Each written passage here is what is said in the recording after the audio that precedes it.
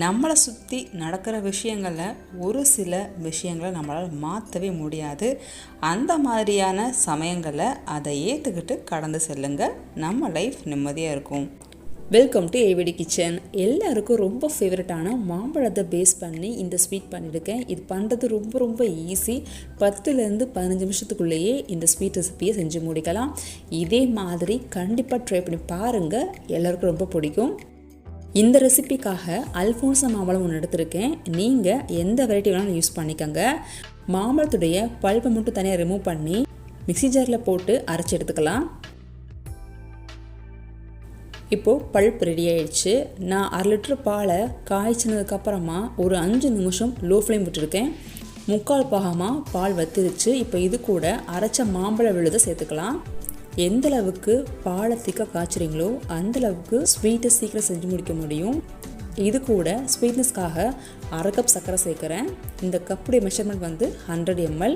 இது மைல்டான ஸ்வீட்னஸ் கொடுக்கும். உங்களுக்கு இனிப்பு அதிகம் வேணும் அப்படின்னா இன்னும் கூட ஒரு 1/4 கப் அளவு சுகர் சேர்த்துக்கலாம். இதே மாதிரி விஸ்க் வச்சு நல்லா மிக்ஸ் பண்ணிக்கோங்க. விஸ்க் இல்லைனா ஃபோர்க் யூஸ் பண்ணிக்கலாம்.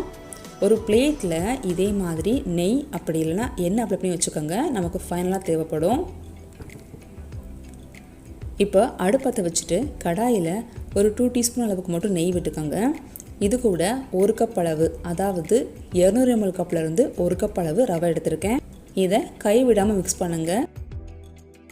மீடியம் ஃப்ளேமில் ஒரு 30 செகண்ட் மிக்ஸ் பண்ணால் போதும். ஓரளவுக்கு ரவை சூடேறணும்.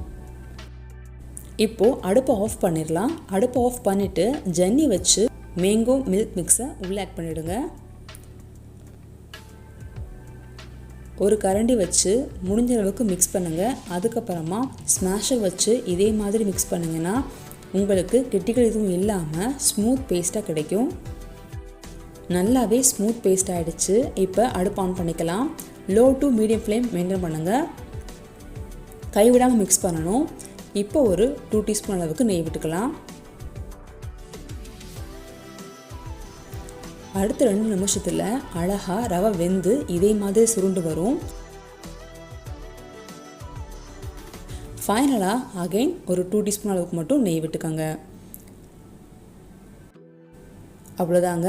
கடாயில் ஒட்டாமல் அதிகபட்சம் மாய்ச்சர் எதுவும் இல்லாமல் இந்தளவுக்கு வந்ததுக்கப்புறமா இந்த ஸ்வீட்டை இப்போது பிளேட்டுக்கு மாற்றிடலாம்.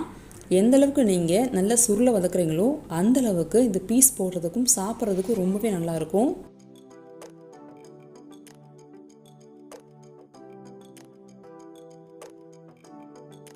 ஒரு ஸ்பூன் வச்சு சமப்படுத்திட்டு மேலே உங்களுக்கு விருப்பமான ட்ரை ஃப்ரூட்ஸ் நட்ஸை தூவி அப்படியே கம்ப்ளீட்டாக ஆற விடுங்க.